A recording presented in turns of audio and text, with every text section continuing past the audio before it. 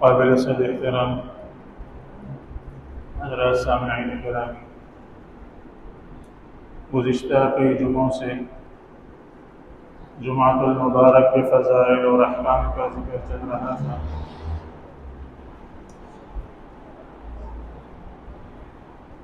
اور اس میں جمعے کی فضیلت، جمعے کے لیے تیاری، اس کی اہمیت کا بیان ہوا۔ جمعے کے کچھ مزید احکام ذکر کرنے سے پہلے قرآن کریم نے چونکہ خصوصیت کے ساتھ جمعے کے لیے آنے کا ذکر کیا ہے، اس لیے پہلے اس آیت کو لے لیتے ہیں۔ قرآن کریم نے پوری ایک سورت جمعے کے نام پر اتاری ہے، سورۃ الجمعہ جس کو کہا جاتا ہے، اور اس سے آپ جمعے کی اہمیت کا، جمعے کے اہتمام کا اللہ رب العالمین کے ہاں اندازہ کر سکتے ہیں۔ اور اس میں اللہ تعالیٰ نے باقاعدہ حکم دے کر فرمایا، یا ایھا الذین آمنوا اذا نودی للصلاۃ من یوم الجمعہ فاسعوا الی ذکر اللہ وذروا البیع، اے ایمان والو، جب جمعے کے لیے آواز دی جائے، اذان ہو جائے، پکارا جائے،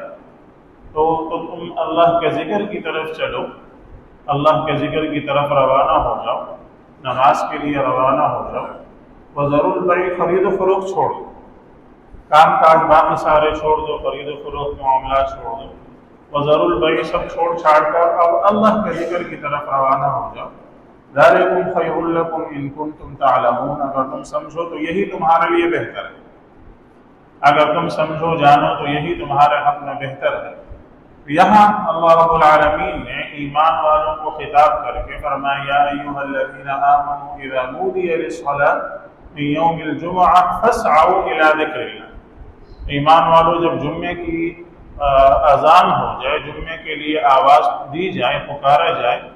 تو تم فاسعوا الی ذکر اللہ، اللہ کے ذکر کی طرف حکم ہے،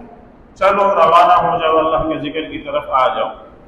تو اس لیے تمام فقہاء رحمہم اللہ کا اس پر اتفاق ہے کہ جب جمعے کی اذان ہو جائے تو جمعے کی اذان کے بعد باقی جمعے کی تیاری کے علاوہ باقی کوئی بھی کام جائز نہیں۔ خرید و فروخت کا تو قرآن کریم نے ذکر فرما دیا، وذروا البیع، خرید و فروخت چھوڑ۔ لہٰذا فقہاء کا اس پر اتفاق ہے کہ جمعے کی اذان کے بعد جمعے کی خرید و فروخت حرام ہو جائے، لہٰذا دکانوں پر کھڑے رہنا، دکانیں کھلی رکھنا، خرید و فروخت کے معاملات کرنا، باقی ان سب کی ممانعت کر دی گئی، یہ سب جو ہیں وہ ناجائز ہیں، اس سے اجتناب لازم ہے۔ اسی بنیاد پر آپ نے دیکھا ہوگا کہ ہم جو ہیں یہاں اذان جمعہ وہ یہاں بیان سے پہلے نہیں کرتے، ہم بیان کے بعد کر دیتے ہیں۔ اکثر باقی جگہوں پر آپ نے دیکھا ہوگا کہ پہلے اذان ہوگی 12:30 بجے، 1 اذان ہو گئی، پھر اس کے بعد جو ہے وہ بیان ہوتا ہے، پھر اس کے بعد خطبہ ہے، پھر اذان ثانی ہے۔ تو اب جو ہے وہ جب اذان ہو گئی تو اس کے بعد وہاں موجود لوگوں کا اس مسجد سے متعلق نماز پڑھنے والوں کے سارے کام کاج ممنوع ہو، سارے ناجائز ہو۔ تو ہم اذان بعد میں اسی لیے دیتے ہیں تاکہ اس دوران جو ہے وہ، چونکہ ہمارے ہاں اکثر مسلمان ہیں، وہ پہلے آنے کے بجائے انتظار میں کہ جب آخری خطبے کا وقت ہوگا، خطبہ شروع ہوگا یا نماز کھڑی ہونے لگے گی تو اس وقت آنے لگے، اس وقت جمعے کے لیے دوڑتے ہوئے بھاگتے ہوئے آئیں گے۔ تو اس دوران جتنے کام کاج کریں گے، اگر اذان پہلے ہوگی تو وہ سارے کام کاج ناجائز ہو جائیں۔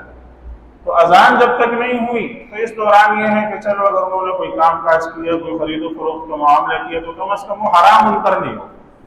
تو جہاں تک ہو سکے مسلمانوں کو گناہ سے، حرام سے، ناجائز سے بچانے کی کوشش کرنی چاہیے۔ تو یہ کوشش کتنی حد تک ہم کر سکتے ہیں کہ چلو ہم نے اذان نہیں دی، ابھی تک بھی آپ کو معلوم ہے کہ جمعے کی اذان نہیں ہوئی، حالانکہ عام نمازوں میں تو اس وقت تک اذان ہو چکی ہوتی ہے۔ ظہر کی اذان تو آپ کو معلوم ہے 1 بجے سے بھی پہلے بعض دفعہ ہو جاتی ہے، لیکن جمعے کی اذان آپ کو معلوم ابھی تک بھی نہیں ہوئی، یہ بیان ہو رہا ہے، یہ بیان ختم ہوگا، پھر اس کے بعد اذان ہوگی۔ تو اس دوران کم از کم یہ ہے کہ یہاں اگر کوئی شخص اپنے کسی کام کاج میں مصروف ہے اور اس سے فارغ ہو کر وہ جمعے کے لیے آتا ہے، یا کوئی خرید و فروخت کا معاملہ وہ کرتا ہے، تو کم از کم وہ اس کے لیے ناجائز ہے،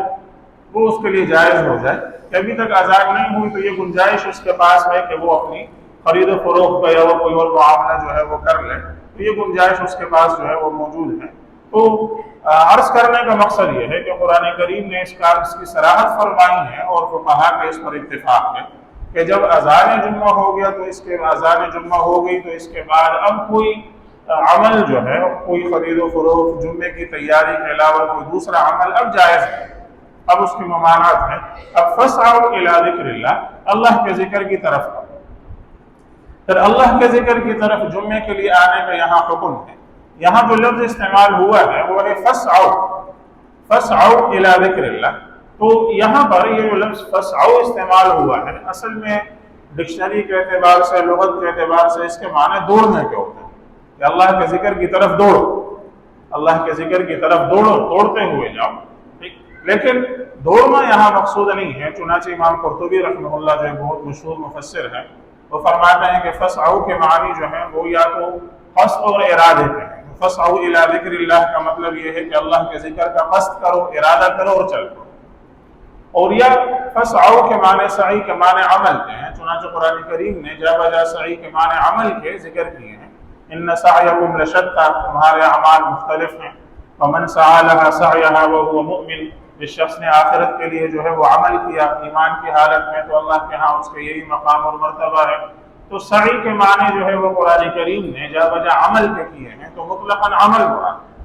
تو لفظی معنی اگرچہ اس کا دوڑنے کے ہے، لیکن دوڑنا اس لیے مراد نہیں ہے کہ صحیح بخاری اور مسلم میں رسول اللہ صلی اللہ علیہ وسلم سے منقول ہے کہ آپ نے نماز کے لیے دوڑنے سے منع فرمایا۔ اذا اقیمت الصلاۃ، جب نماز قائم ہو جائے، فلا تأتوها تسعون، تو تم نماز کے لیے اس طرح مت آؤ کہ دوڑتے ہوئے آؤ،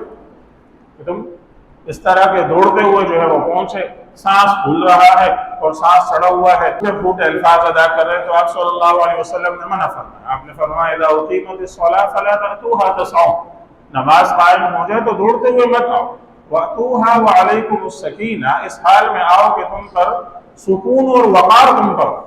اطمینان سے، سکون سے، وقار کے ساتھ چلتے ہوئے نماز کے لیے آؤ۔ تو اس لیے دوڑنے سے منع فرمایا، یہ صرف جمعے کے لیے نہیں ہے، یہ مطلق نماز کے لیے ایک عمومی غلطی ہے، اس کی اصلاح کر لینی چاہیے کہ بہت دفعہ نماز کے لیے وقت پر جو ہے وہ ہم نکلتے نہیں ہیں، ہم موجود ہوتے ہیں، بیٹھے ہوتے ہیں، یہاں تک کہ جب بالکل نماز کا وقت ہو گیا، ارے اب نماز نکلی جا رہی ہے، وہاں سے نکلے اور دوڑتے ہوئے جو ہے وہ چلے آ رہے ہیں۔ تو اول تو پہلے جو ہے وہ ہمیں نکلنا چاہیے، پھر اگر پہلے نہیں نکلے اور دیر ہو ہی گئی تو اب چلتے ہوئے آرام سے آئیں، چاہے ایک دو رکعتیں آپ کی نکل جائیں، لیکن نماز کے لیے دوڑتے ہوئے مت آئیں۔ نماز کے لیے اتوہا وعلیکم السکینہ، نماز کے لیے اس طرح آئیں کہ سکون وقار آپ پر ہو، اطمینان سے چلتے ہوئے آئیں، اور اطمینان سے پورے دل و دماغ کی حاضری کے ساتھ اپنے آپ کو جو ہے وہ اللہ کے سامنے حاضر کریں، کر کے نماز کا ذکر جو ہے اور نماز کے ارکان ادا کریں۔ تو اس لیے قرآن کریم کے الفاظ میں فَاسْعَوْا إِلَىٰ ذِكْرِ اللَّهِ کا لفظ ہے، لیکن چونکہ فَاسْعَوْا کے جو لفظی معنی ہے دوڑنا، اس سے جناب نبی کریم صلی اللہ علیہ وسلم نے صراحت سے منع فرما دیا کہ نماز کے لیے آتے ہوئے دوڑنا درست نہیں ہے، اس سے آپ نے منع فرما دیا۔ تو اس لیے یہاں پر فَاسْعَوْا کے معنی نماز کے لیے بس آنے کے، اس کا قصد و ارادہ کر کے نماز کے لیے آ جائے۔ فَاسْعَوْا إِلَىٰ ذِكْرِ اللَّهِ وَذَرُوا الْبَيْعَ، خرید و فروخت چھوڑو، چونکہ عام طور پر یہ وقت ایسا ہوتا ہے کہ اس میں کاروبار عروج پر ہے، لوگ اٹھ چکے ہیں اپنے کام کاج میں، خرید و فروخت میں مصروف ہو چکے ہیں، تو اس لیے ہر آدمی جو ہے وہ یہ سوچے چلو یہ تھوڑا سا یہ چند گاہک ہیں نمٹا دو بس نکلتا ہوں، یہ چند گاہک ہیں ان کو نمٹا کر بس میں اب چلتا ہوں۔ تو اللہ تعالیٰ نے فرمایا بس اب بند کرو۔